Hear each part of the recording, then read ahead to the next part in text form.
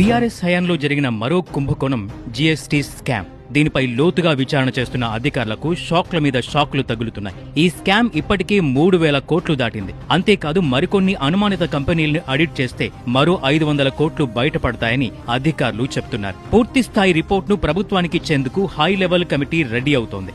అయితే ఈ స్కామ్ లో బుక్ అయింది మాత్రం అడిషనల్ కమిషనర్ కాశీ విశ్వేశ్వరరావు. ఇక సకల కళా స్కామ్ల వీరుడు మాజీ సీఎస్ సోమేష్ పైన కూడా ఆధారాలు దొరికాయి. ఈయన వెనుక నాటి పెద్దల హస్తముందని అధికారులు గుర్తించారు. అయితే వాట్సాప్ ఆధారాలు బయటపడితే ఈ స్కామ్ చేయించిన బీఆర్ఎస్ నేత ఎవరు అనేది తేలిపోనుంది. ఈ స్కామ్ లో 45 పెద్ద కంపెనీలున్నాయి. మరో 20 పెద్ద కంపెనీలపై కూడా అధికారులు విచారణ చేపట్టారు. ఇప్పటి వరకు మొత్తం 2,648 కోట్ల రూపాయల అక్రమాలు జరిగినట్లు అధికారులు గుర్తించారు. నాటి బీఆర్ఎస్ ప్రభుత్వ పెద్దలు, అధికారులు, కంపెనీలు కలిసి ఈ పెద్ద స్కామ్ కు పాల్పడ్డాయి. GMR, Jio fibre limited, Olectra green tech, Mangalya shopping mall, L and T, ITC లాంటి పేరున్న కంపెనీలు కూడా ఈ స్కామ్ లో ఉండటం కోసమెరుపు. Blue nine technologies private limited సహా 7 కంపెనీలు సర్క్యులర్ బిల్ ట్రేడింగ్ లో పాల్గొన్నాయి. 735 కోట్ల రూపాయల టర్నోవర్ తో మొత్తం 129 కోట్ల 50 లక్షల రూపాయల జీఎస్టీ కట్టాల్సి ఉందని ప్రకటించాయి. కానీ ఇందులో కేవలం 2 కోట్ల 15 లక్షల రూపాయలు మాత్రమే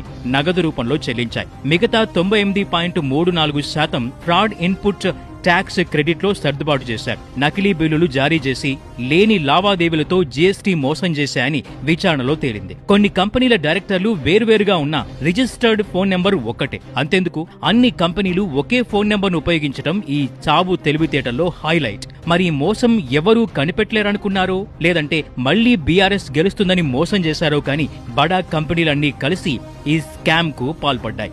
ఇన్పుట్ ట్యాక్స్ క్రెడిట్ పేరుతో జరిగిన భారీ ఎగవేతల్ని ఆడిట్ లో గుర్తించారు అధికారులు. వీరి నుంచి ఆ సొమ్మును రికవరీ చేయడంతో పాటు ఈ అక్రమాలపై కఠిన చర్యలు తీసుకునేందుకు ప్రభుత్వం సిద్ధమవుతోంది. వచ్చే నెలలో రిపోర్టు రాగానే అసలు కథ బయటపడుతుంది.